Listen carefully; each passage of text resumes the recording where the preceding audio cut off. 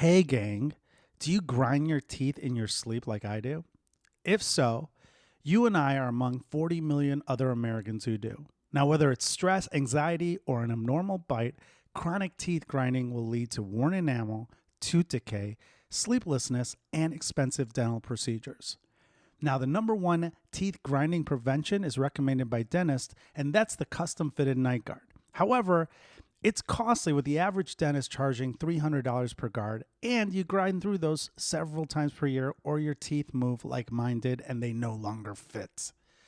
Using Smile Brilliant's Lab Direct process, you can get the same custom fitted night guards for as little as $45 per guard. That's right, $45. Additionally, Smile Brilliant has custom fitted teeth whitening trays and the Kari Pro electric toothbrush.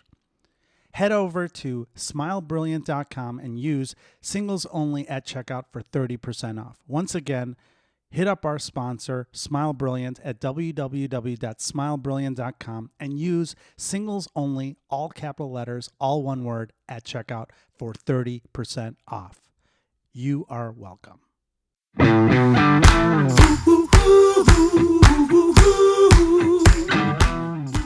Hey, it's Singles Only Podcast. My name is Paul Farahvar. I am your host now for 5 years. Thank you for listening. If this is your first time listening, hey, thanks for tuning in. You might like it. You might not. We'll see. This episode is done via Zoom with comedian Sarah Keller. We kind of bent the rules on this one. You'll find out why. This is done via Zoom, so if you're listening, you can actually go watch it on my YouTube channel, youtube.com/Paul F. Comedy. Subscribe if you haven't already. Subscribe to the Singles Only channel. I know we're on a bunch of platforms, but Singles Only is the one that matters for now. Review us. Hey, if you haven't reviewed us in the last year, please do. It helps a lot. It's getting me more subscribers so I can keep this free and not charge listeners, which I don't ever plan on doing as of now. Plan on. Check out my upcoming shows on my website, paulfcomedy.com. I'm going to be in Tulsa, Oklahoma at the Looney Bin this weekend. I think if you're getting this in time, I could be wrong. Or I don't know where I'm at. You'll find out. paulfcomedy.com. Check it out. Check out our sponsors. Keep listening. Email me if you have questions, concerns. If you like this episode, if you didn't like it, pfarvar@gmail.com. Hit me up. Hit me up in the DMs as well if you want. At Paul Farahvar is my Instagram. And thank you. It's time for another episode of Singles Only Podcast. My name is Paul Farahvar. We are doing this podcast via Zoom. So if you're listening, wherever you listen to your podcast, go up to my YouTube page at youtube.com/Paul F. Comedy. You can watch the podcast. There is no voice of reason because when we do it via Zoom, we don't do that. But we don't really need one on this one. You will find out why in just a second. Our guest is coming to you all the way from Los Angeles, California, 90210, comedian and writer, Sarah Keller. Hey! I wasn't exactly sure when I should pop up.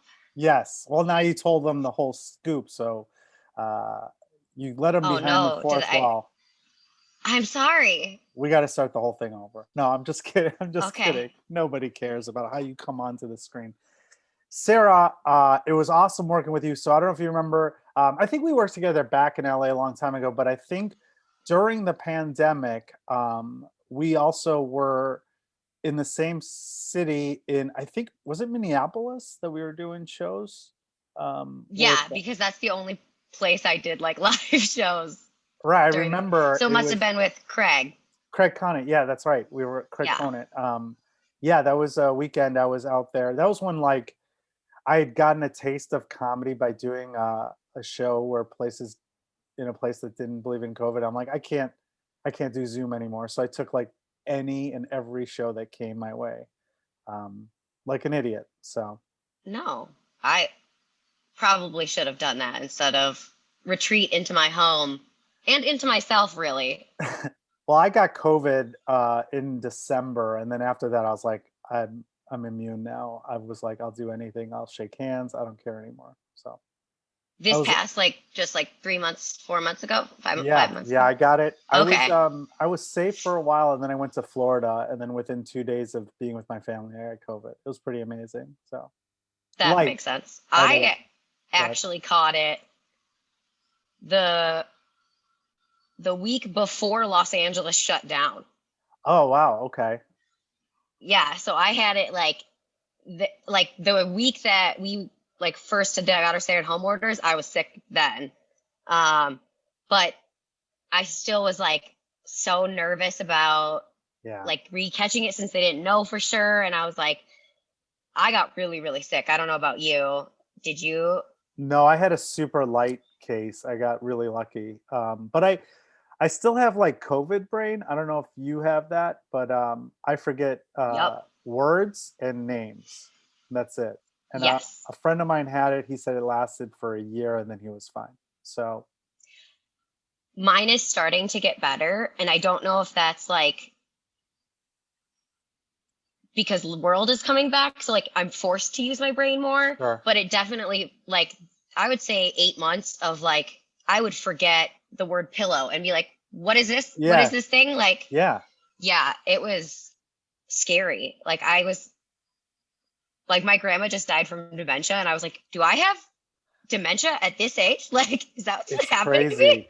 No, it's definitely related to memory. It's the same part of the brain that's attacked because uh, people, obviously with COVID, I didn't lose my taste or smell, but when you do get Alzheimer's, and the first signs of that are losing your taste and smell. So it's like almost the same side of the brain. I should know these things. My brother's a brain surgeon, but I'm the dumb one. Really? So I should ask him that, but we don't really talk. So, Oh, well, I mean, we well, talk, but that's he's right, not. but that's interesting. But anyway, we're Yeah. not here. This isn't No, a CDC COVID podcast. This is podcast. about dating. So when we were talking about doing this podcast before, you were freshly just into a new relationship, so you were still technically single. But now you're actually not single, which is rare on this Yes. podcast. But we are making an exception because you're hilarious and you have a lot of insight. Yeah, and I mean, I was single my whole life. Like this relationship is one of two, like quote unquote, serious ones that I've ever had. So, and the one before this was not healthy at all. Sure. So like I spent my whole life dating and being single. Like I am good at being single. What was the longest relationship you ever had before this one? I'm sorry, I'm trying to find my coaster. There we go. Okay, sorry. Okay. It was 3 years, but it was super off and on. So Okay. I don't think we ever had like a full year where we stayed together. Okay. So like, yeah, before that, 6 months maybe. Like, Okay. I'm not a long termer. What was it that now that you're kind of got a better idea of how to relationship? What was the thing that you think you were doing? I don't want to say incorrectly, but what was it that was did you have like a pattern that you were dating certain people that were toxic or what? Yeah, I just had terrible taste in men, like the worst, like epically bad. Um, like I once dated a guy who's currently in federal prison, Oh, nice. Okay. For serving 25 years for pedophilia. And was there Yeah. signs of that? Like were you I like, mean, oh my God, that's I like guess not I even a should have white collar known. crime. Yeah. No, yeah. I guess I should have known because like I was 14 and he was 25, but I just thought I was really grown up. Oh my Um, God. Wait a minute. You were dating a 25-year-old when you were 14? yeah, yeah. So I've had That's terrible taste since day one. that's illegal. That's illegal in most Super. states. Yeah. It's super illegal. Yeah. Did you develop like as a woman young or something? Or were you just, you look like a Yeah. 14-year-old girl? Okay. No, I kind of have looked almost the same Okay. my whole life. Yeah, and I definitely like developed like my, boob screw in before everybody else's. Sure. And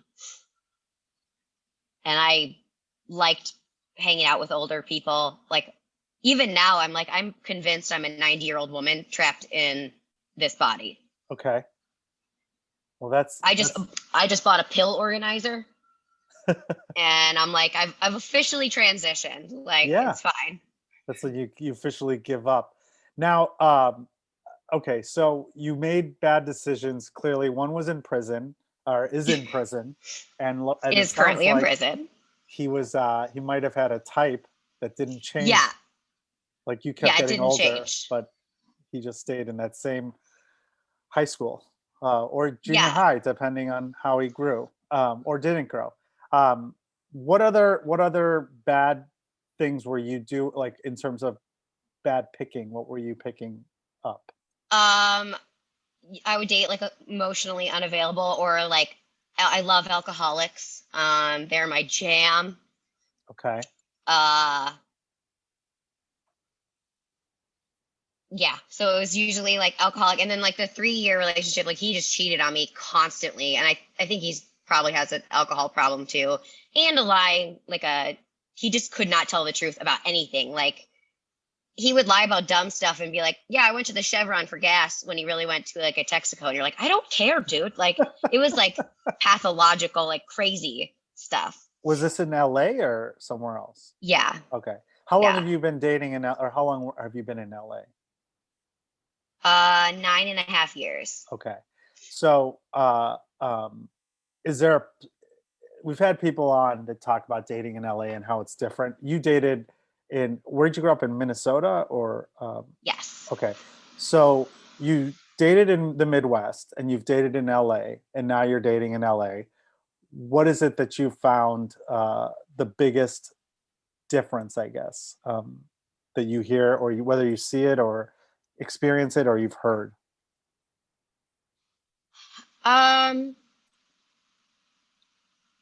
Well, it's different, I think, in that, like, in Minnesota, You were people are looking to 14. settle Yeah. down. Yeah. Yeah. He proposed to me when I was 14. Oh, that's So good. he was already looking to settle down. Yeah. But go ahead. You were saying I said people like no. this. People want to settle down earlier, I think, in the Midwest. And Yeah. And so I think there's less like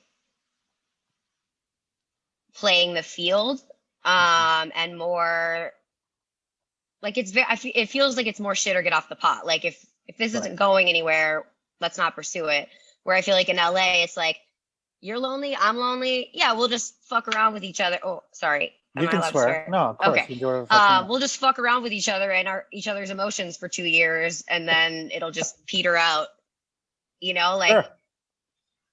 Well, I think in Minnesota too, like I don't want to stereotype, but like that's like the rural areas too, or like smaller towns. Like Minneapolis, I think they are a little more selfish and like more waiting. They're not ready to settle as much, I would say. Yeah, it's more like in my hometown, you settle down after high school, Yeah. like, and then in college, if you go to college and like go to the big city, then you settle down right after college. Then you marry your college girlfriend, not your high school girlfriend. Right, Like, right. Sorority, yeah, all the big stuff. I get it. But so in LA, I think people are also more selfish too. They're working on themselves, they're working on their careers. Being in a relationship isn't a priority. How do you manage that now? Do you think that you guys are in a place where like the priority of the relationship is equal to what you guys are individually working on, or how do you make that work? that's a great question. Because It's an that's award-winning definitely been podcast, like, Sarah, and I'm not some idiot. well, that's great. These are all good questions. No, I know. I like this one.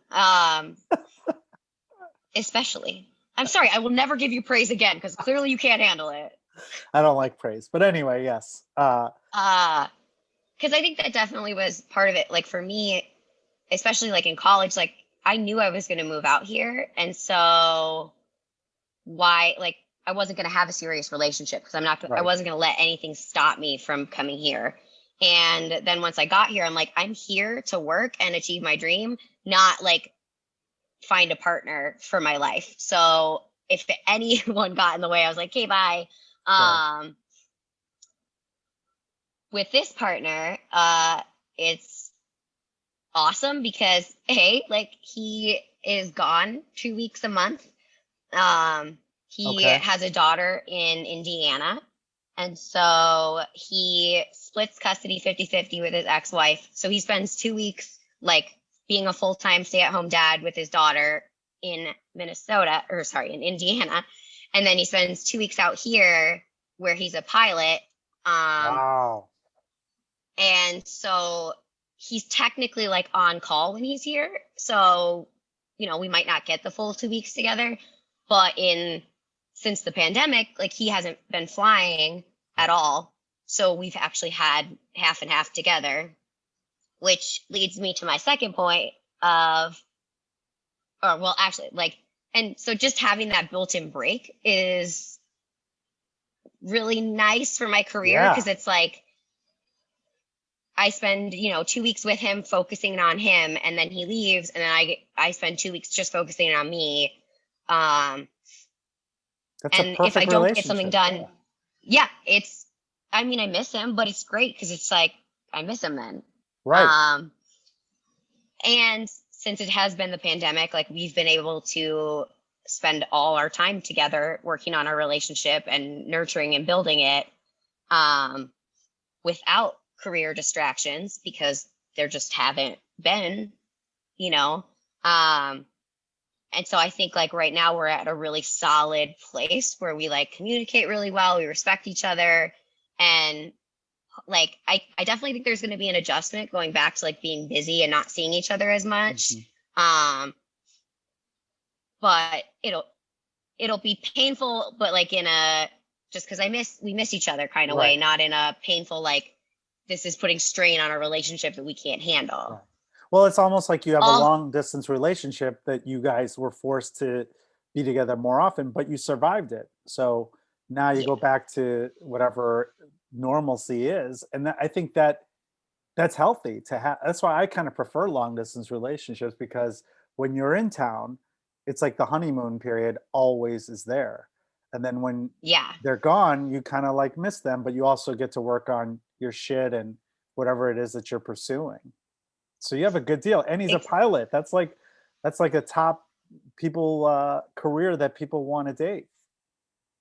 At yeah. least I guess as a kid. Yeah. that's what he tells me. No, uh, no, it's definitely cool. Like I get to fly for free, and uh, It is Spirit, but you don't care. Right. It's all good. whatever, you Yeah. know. Um, no, it's not Spirit, but I'm not allowed to I say know. just Don't say in it. No, case. please don't. Um, but and the other thing that is key for me is like he's a huge comedy fan Hmm. and like nerd of comedy. So like he watches specials before I do. Like he loves coming to see all of my shows, even when I'm like, dude, you've seen this, The bits. you've Yeah. seen all these people, you've seen this bit, and he's like, yeah, but I like watching how you tweak it a little bit every That's time. So like awesome. he's super supportive and like excited about it, That's great. which is awesome. Like I've dated comedians before, and it's harder. You can't date comedians. I tell people that all the time. Please tell me you agree that you shouldn't date a comedian as a comedian. Well, I think as a female comic, it's really hard to date Yeah. one because if they're more successful than you, then there's always that like, Right. oh, he's bringing me on the road because of that, and then like that's how everybody perceives you, even if Right. it's like, okay, but if I was his buddy, he'd bring me on the road, like, What's the but just because difference? I'm a Right. woman, it's a different. Yeah. And if you're at the same level or almost the same level, then like I've had the problem where I dated a guy who got competitive and like couldn't Absolutely. handle. I, had more Got success stuff. than him. Sure. Absolutely. Um, I think if you're both established, like you're famous people, I think it's a different thing because you're no longer in the hustle or the grind of trying to make comedy. But for women comics especially, it's harder because there's that double standard where if you do get success or like you write a funny bit, they're like, oh well, so and so helped her, probably she was dating so and so, and it's bullshit. Or you have the other side of it where yeah, guys can't handle uh our egos are tender. They're not going to be able to handle it as well as women can. But then on the flip side, for women comedians, I think it's also harder too because a lot of men uh, don't like are they feel lessened by the fact that a woman and they want to be the funny one in the relationship, and that's got to be hard as hell for women to deal with too. Yeah. Dating, Yeah, I think like my boyfriend is grown up, you know, like he's older than me, he's 42. So like he's not insecure like that. right? He's older. He's grown up. And he makes me laugh really hard, like Yeah, really hard, because he knows what I'll laugh at. Like, and I think that's like part of it is like when you find someone that's like they're gonna make you laugh, if they're not. And I'm not yeah. saying he's not funny. Like he makes me laugh super hard. It's different being Um, funny off like in a conversational versus what a stand-up comic does. I mean, those are two different skill sets. yeah. And I think as long as like a guy can be patient and like let you really they just have to not be insecure is really Yeah. what it is. Well, I mean, we've had female comics on here that talk about their dates where the guys are like, I thought about doing comedy once. And I mean, guys get it too. We get it all the time when we're on dates, but I think it's a little different level where a guy is like almost mansplaining some shit to a female comic who does it professionally. And you're like, dude, shut the fuck up. You're out of your game. Like that's different and it's got to be hard. Yeah, he's very good about like he's super self-aware. So if he ever does say anything, he'll immediately be like, "Oh, dude, Yeah. I didn't mean to mansplain a Right, right, joke right. to you at all." He's like, "I'm more just," and but it's coming from like an earnest place of, "Kid, I Right. want to explain this part or something like." But yeah, for sure, I've had. I mean, I literally was at a bar last week after a show, and this guy like was buying everybody at the bar a drink, and so my friend mentioned that I just finished a show and was a comedian or whatever, and he's like, "Oh, well, can you get me free tickets sometime?" And I was like, "Yeah, if you hit me up on Instagram, like I'll let you know when my next show is, and I'll get you free tickets since you got me a drink or whatever. It's not a big deal." And he was like, "Good, because I've never met a funny one." And I was like, "What?" And he's like, "Yeah, well, the comedy gene is male." And I was like, "Oh, Oh my God. no." What the fuck is wrong with people? Yeah. It's a And I crazy. literally just looked at him and said, "Oh, no." You're going to be And alone then for a walked long away. time. Yeah. Yeah. Like, I was like, "You gotta be fucking." This is in My friend just California? said, yeah, in Oh, Los good. Angeles. Like, Yeah. and I'd Wow. done a show, like, I had just gotten off stage where I brought up Anthony Jeselnik. Like, it Right. wasn't, I was like, Yeah. I'm not a shitty comedian. Like, what the Right. fuck? Like, Right. Right. Yeah. I mean, and that's funny you mentioned him because I just listened to his podcast, or he was on a podcast back in like, I don't know why. You know what it is? I saw his special last week, Thoughts and Prayers, which I don't watch a lot of specials just because I don't want to pick, unless it's someone that's completely different than me. I don't like to pick up things by accident or like mannerisms too. It fucking drives me nuts when you're on tour with a comedian and you start like biting your upper lip or something. Like, what am I doing? Like, I've just been watching this guy for a week. Um, but I listened to his podcast with Pete Holmes back in like 2012, and it was right after he and Amy Schumer had broken up, and he was just talking about all the relationship stuff that women had to that Amy had to deal with, and that was back in 2012. They were both kind of, I mean, she was on the rise, but she wasn't where she is now in terms of celebrity. But now look at like I mean, she's one of the The biggest comedians in the country right now. yeah. So yeah, that whole aspect of that women comics have to deal with in the dating world is really hard to. I think women comedians have the hardest time finding the right a right relationship because of the fragile male ego. And we already And I think, go ahead. Sorry, oh no, go ahead. Uh,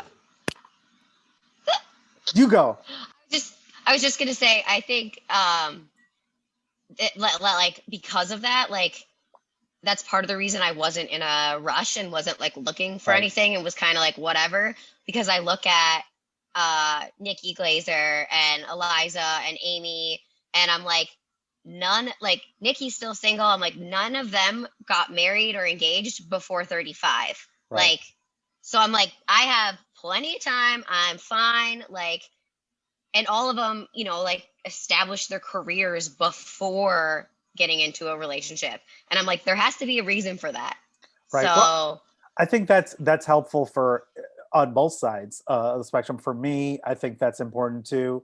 Um, but the only problem that women have that men don't have is we can wait. Guys theoretically can wait longer, whereas women, if they want to have children, there is that like biological clock, right, that comes up at some point, and yeah, that's something that you have to think especially about. during a pandemic when you're not doing anything, Yeah. then all of a sudden this voice that never existed, it starts telling you you want to be a soccer mom. And you're like, no, I don't. I'll drink Chardonnay out of a sippy cup, but that is it. That's where you draw the line. Yeah. But Do you yeah, want to have kids of your own? Is that something that you think that you might want to do? Okay. yeah, I do. It's kind of like I also don't want to without financial stability, like 100%. Like I want to be able to send my kids to school I want to, take them on vacation when I want to. So if that's not realistic, then like I can change my plans, but I don't really. Well, I It's mean, gonna work out. if this works out, you know, you supplement the income from Spirit Airlines. I mean, they pay pretty well, so I think you'll be fine. Yeah, What, yeah. do you want to get married and have kids, or is that necessary? Is that a necessary together? Those have to go together. No. Okay. I feel like for taxes, I've been told marriage is good. Hundred But I was percent. never like I was never like the kid that fantasized about her wedding growing up. Like since day one, I've told my mom I'm eloping. Yeah, they probably like that. She Um, probably like that. oh yeah, because I have a huge family, like a Okay. giant. Like I have 41st cousins on just my mom's side. Wow. Okay.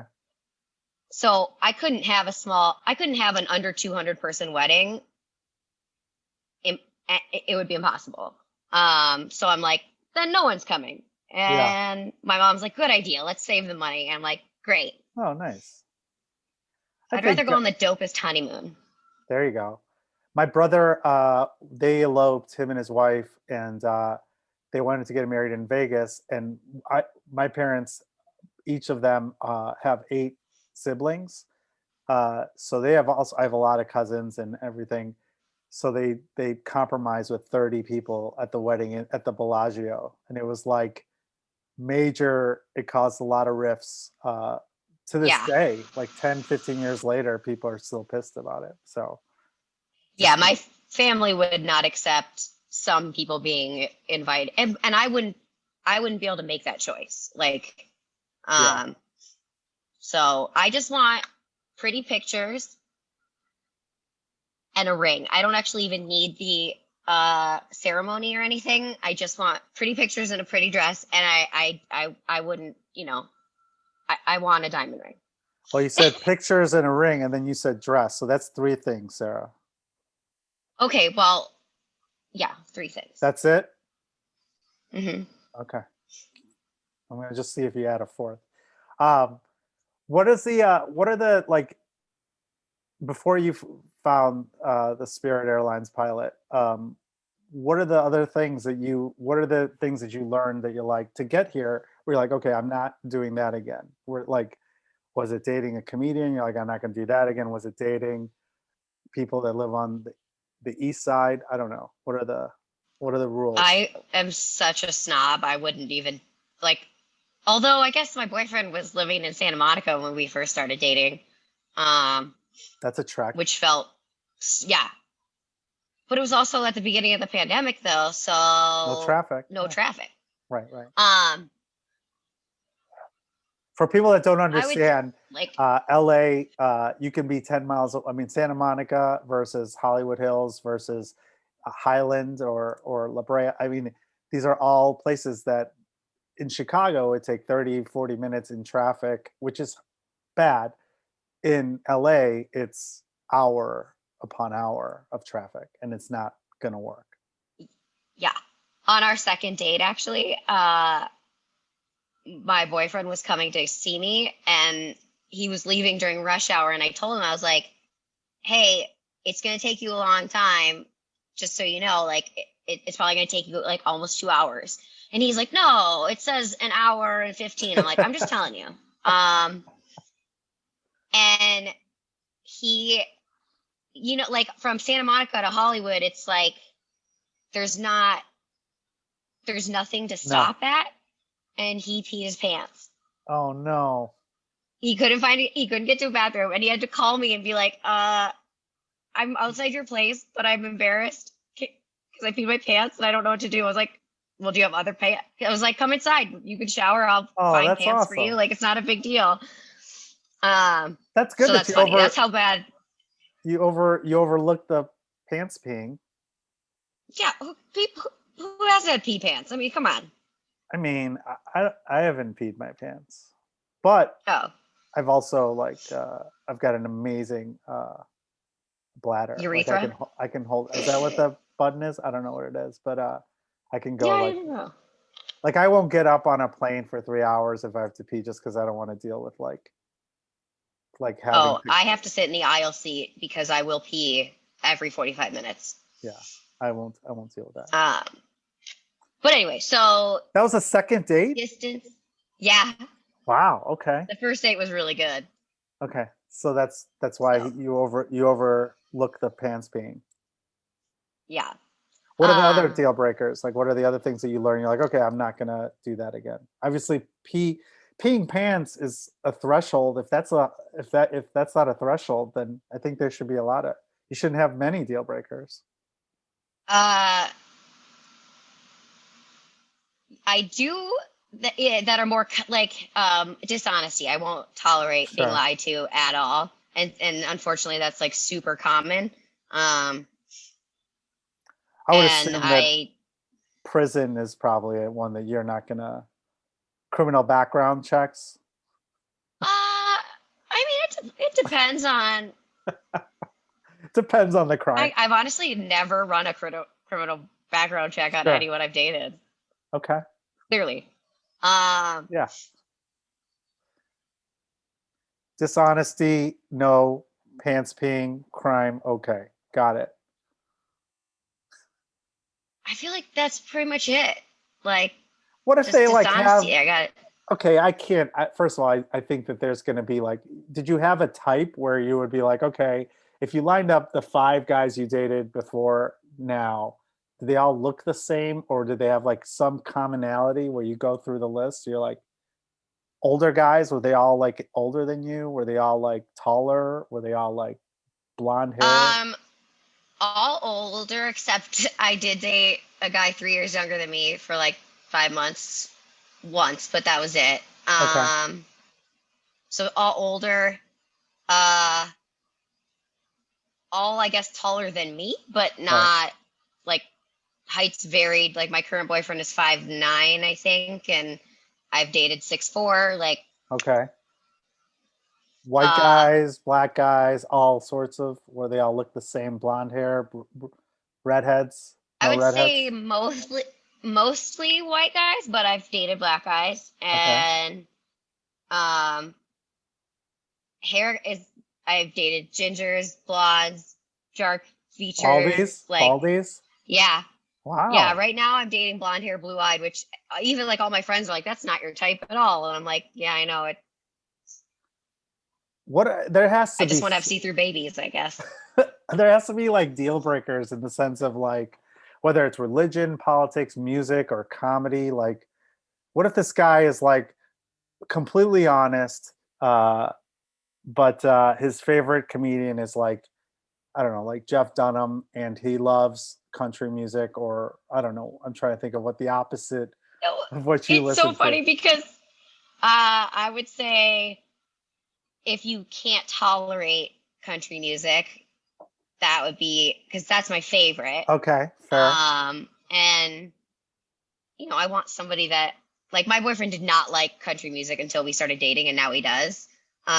There's some good country music. I'll be honest, I used to shit on country music all my life. And then I have a podcast called Make Us a Mixtape where Marty DeRosa introduced me to all these amazing country artists. And I'm kind of like into it now. So, but Yeah, I think that's the key is you need somebody who knows country well to because of course there's navigate shit. it. There's shit Yeah, in every fair. genre. Yeah. So it's like I've had friends that are like, I will never like country and I'll play them a song and they're like, okay, that was a good song. I'm like, see, I told you, like I am. So I'd say that's a deal breaker. I Not used to knowing think I country. didn't Okay. yeah. Okay. I used to think that I didn't want to date anybody who had children. But my boyfriend does. So Right. um It's fun being a stepmom, to be honest with you. I think it's like the best of both worlds, right? A lot of women, friends of mine who are stepmoms, love it. If that ends up being yeah, the case. it's like because I don't see her that often, like I mean I make an effort to, but she lives in Indiana and so it's more like I get to be like the fun friend that comes over and we do like I'm like the cool aunt, Yeah. like we do fun stuff and she likes me a lot because I'm not her parents, but I'm fun. Yeah. Um, Is she younger or older? Like, is she she's 11, okay? So she's so in the middle. and I feel like I got in right under that like teenage wire. Right. You're Um, teaching her. Hopefully you're teaching her not to date men who may be future felons. yes, Okay, good. definitely. That's a good aunt. That's a good aunt role to have in terms of helping Yeah, the cause. yeah. Okay, so My country. boyfriend's very concerned about her now from all of my horror stories. I'm sure he's. I mean, it's the Midwest. It's Indiana and Minnesota are not very different in that sense. Um, are there like it sounds like your boyfriend now has like good comedy. He has good comedy sense or anything like that. But I know being like for me, I was a big music snob and not a comedy snob, but I think that one of our guests once said like if you don't laugh at the same things, like it's not going to work. And I think that like Yeah, there was a situation where if someone I'm dating like loves a comedian that I just can't respect or like, it's like that's kind of a red flag. It's almost like music for us as comedians. We're like, okay, why are you laughing? Why are you laughing at that? I'm just curious. I'm not judging. I'm just yeah. And I think that comes down to like I would say definitely like my boyfriend and I have the same fucked up uh sense of humor. And my humor's kind of dark. So but I wouldn't even like go on a date with someone if it was clear that our like sensibilities didn't line right. up in that. And the same with that is like the politics. Like if you know, are if you don't see the world the way that I do, Yeah. I can't. Like, Only white supremacy. Yeah, I got it. We got that message right. very Like if clearly. that's not what you want, I saw then you on. I know where you are on January 6th. I thought that. I saw that. It's cool. No, I get it. I I think. I Go was gonna ahead. say I thought the helmet disguised me. No, Um there's a sign behind you that says "Please remove your boots," and yep. I, I think that's the most Midwest thing that you can see. Although it is country too. It depends on. I mean, you have those are country boots there. I see that, but it could also mean Yeah, I'm a conundrum because I'm a hardcore country girl. I grew up on a 250 horse ranch. I own at least 30 pairs of boots. But I live in LA and I'm a feminist, baby. Yeah. You think that women should, you believe women should be allowed to talk before being spoken to, which I can understand and appreciate, I suppose. Yeah, that's just the minimum, you know? That makes sense. Well, Sarah, we are out of time. Sorry, we went over a little bit because we got on a country conundrum. But where can people find out more about you and the upcoming events that you have going around? Yeah. So I'm on Instagram at Sarah with an H Keller 07. That's also my Twitter handle, Sarah Keller 07. I'm at the Comedy Store every Tuesday night for Roast Battle. I produce that. So if you're ever in LA and want to come there. And then also you can hire me on Cameo. I'm under the roasting section, so you can have me roast your loved ones. Or if you want me to be nice, I can do that too. That's awesome. Yeah. Cool. Well, thank you, Sarah, for joining us. Hopefully you come out to Chicago soon too, so you can do shows here. I know you get the Spirit Airlines discount, so we'll make that work. To your advantage. And my sister cousin lives there, so cool. I should go visit her. And please do. Come to a show. That sounds good. Thank you all for listening. Thank you, Sarah, or watching. If you haven't, go check out the YouTube of this as well. You can see the beautiful sign behind the beautiful Sarah Keller. Thanks for listening. Thanks. Hey, all, you guys know that I used to be a lawyer. Still am, but, kind of just in the background, if you will. But my friend, Scott Shapiro, he is a full-time lawyer. You guys maybe have injured on the job, need compensation, or you're just injured somewhere and you don't know what to do. You're entitled to way more money than you think you are sometimes. Not always, but most of the time. And my friend, attorney Scott Shapiro, has been helping people for over 20 years in this regard. If you've been injured, give him a call, 312-648-8800, or email him at scott@scottshapirolegal.com. He's a full-service law firm, so in addition to doing workers' comp cases, PI cases, he also handles all legal needs, including entertainment law. That's right, he's an entertainment lawyer.